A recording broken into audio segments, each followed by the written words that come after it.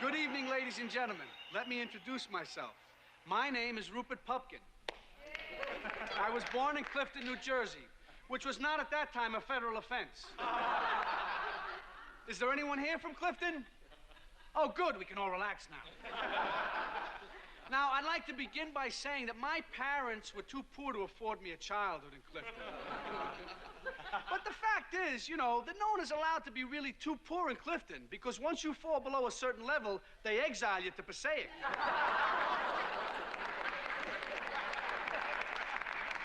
But, you know, my parents did put the first 2 down payments on my childhood, don't get me wrong. But they did also return me to the hospital as defective. But like everyone else, I grew up in large part thanks to my mother. If she were only here today, I'd say, "Hey, Mom, what are you doing here? You've been dead for 9 years." But seriously, you should have seen my mother. She was wonderful. Blonde, beautiful, intelligent, alcoholic. We used to drink milk together after school. Mine was homogenized. Hers was loaded.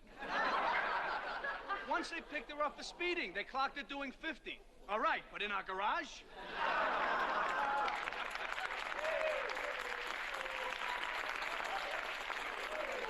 And you know, when they tested her, they found out that her alcohol had 2% blood.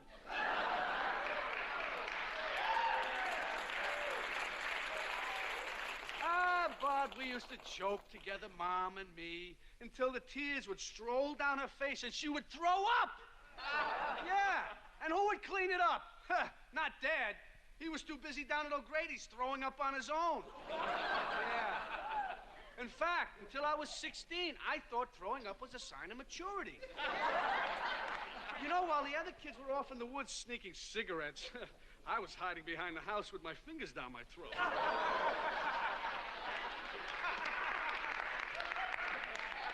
The only problem was I never got anywhere. Until one day my father caught me. And, you know, just as he was giving me a final kick in the stomach for luck, I managed to heave all over his new shoes. That's it, I thought. I've made it. I'm finally a man.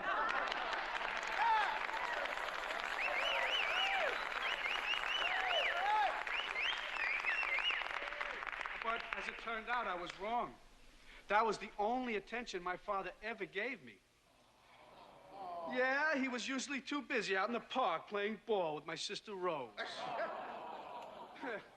But today, I must say, thanks to those many hours of practice, my sister Rose has grown into a fine man.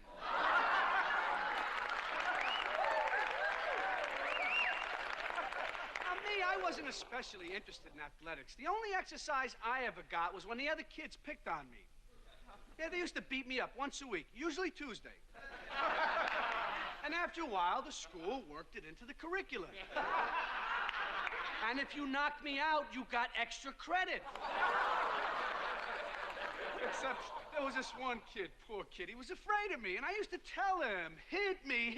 What's the matter with you? Don't you want to graduate?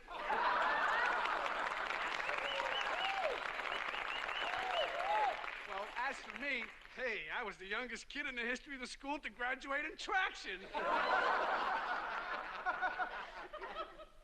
But, you know, my only real interest right from the beginning was show business. Even as a young man, I began at the very top, collecting autographs.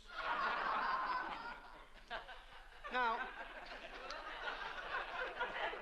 a lot of you are probably wondering why Jerry isn't with us tonight.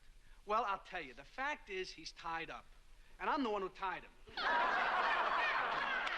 Well, I know you think I'm joking, but believe me, that's the only way I could break into show business. By hijacking Jerry Langford. Right now, Jerry is strapped to a chair somewhere in the middle of this city. Well,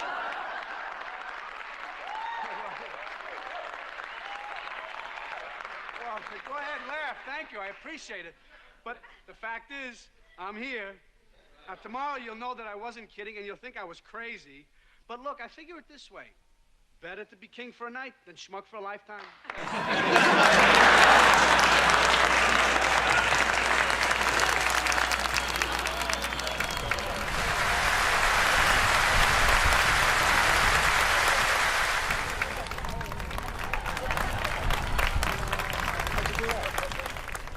Did you like it? Thank you. Come on. Just because I made it big doesn't mean I'm going to forget about it. Come on, will you? Come on. Remember, I'll call you as soon as I'm... Come on. What's happening here? Take care of yourself. That's the same guy who was just now on television.